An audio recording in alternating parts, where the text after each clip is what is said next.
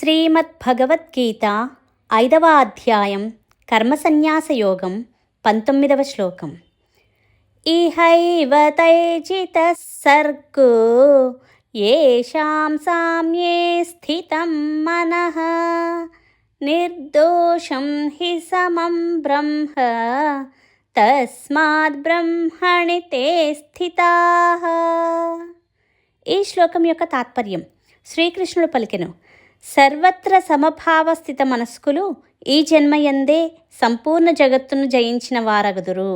అంటే ప్రాపంచిక విషయాతీత స్థితికి చేరుదురు. పరమాత్మ దోషరహితుడు అధిష్టానము. సమభావస్థిత మనస్కులైన జ్ఞానులు పరమాత్మ యందు స్థితులు కనుక వారు త్రిగుణాతీతులు, జీవన్ముక్తులు. ఈ శ్లోకం యొక్క వివరణ. ఈ శ్లోకం యొక్క సారాంశం, జ్ఞాని ఇక్కడే ఇప్పుడే జీవన్ముక్తి పొందుతారు అంటున్నారు. ఇహైవ, ఇహ అంటే ఇక్కడే ఇప్పుడే, ఇక్కడే ఇప్పుడే మోక్షం సాధ్యం. ఎవరికి? తైహి అంటే అభేద దృష్టి లేదా సమదృష్టి ఉన్నవారు అంటే జ్ఞానులు. సర్గజిత, సర్గ అంటే పునరపి జననం పునరపి మరణం వృత్తాన్ని అంటే సంసారాన్ని. జిత అంటే జయించిన వారు. మొత్తం వాక్యం కలిపితే జ్ఞానులు ఇప్పుడే ఇక్కడే సంసారాన్ని జయిస్తారు.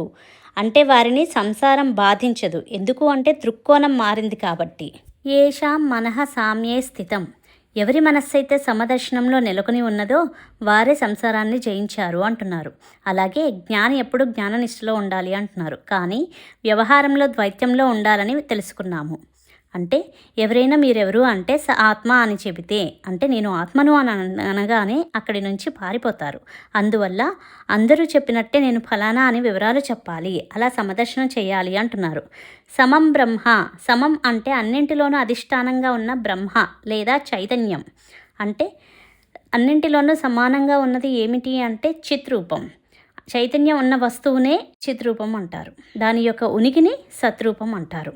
అన్నిటికీ సమానంగా ఉన్నది సచ్చిత్. ఆ సమవస్తువును అంటే సచ్చిత్ను బ్రహ్మ అంటారు.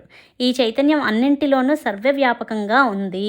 బ్రహ్మ అన్నింటిలోనూ ఉంది. మరి దాని స్వరూపం ఏమిటి అంటే నిర్దోషం. ఆ బ్రహ్మ ఎప్పుడూ శుద్ధం, ఎప్పుడూ ఆనంద స్వరూపం.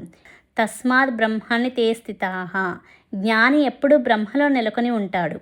జ్ఞాని తను సచ్చిత్ ఆనంద బ్రహ్మ అని, తాను నిత్యశుద్ధ బుద్ధ ముక్త స్వరూపుడు అని తెలుసుకుంటాడు. హరే కృష్ణ.